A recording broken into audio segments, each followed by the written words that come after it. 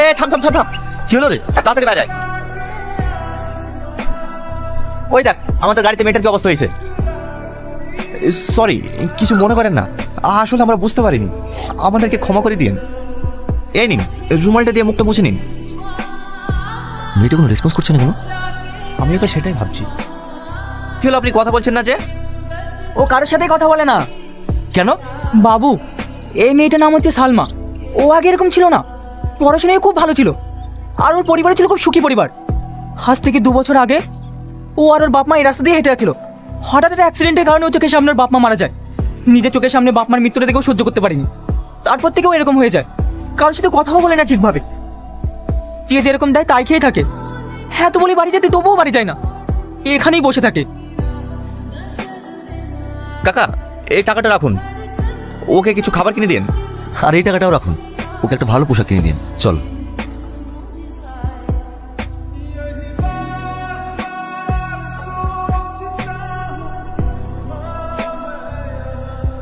কি হলো ওর?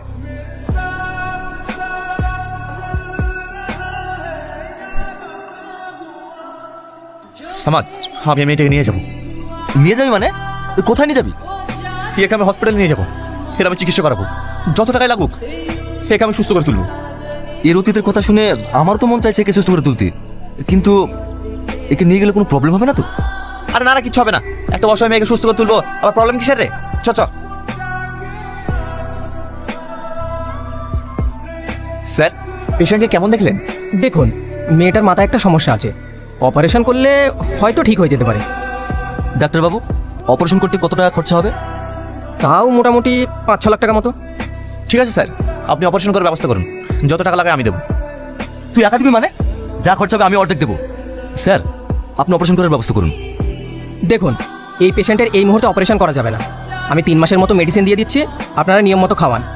যদি পরিবর্তন না হয় তখন অপারেশন করা যাবে। আর হ্যাঁ, এই সমস্ত পেশেন্টের কিন্তু খুবই যত্নের দরকার, তো অবশ্যই ওর প্রতি একটু খেয়াল রাখবেন। ঠিক আছে স্যার।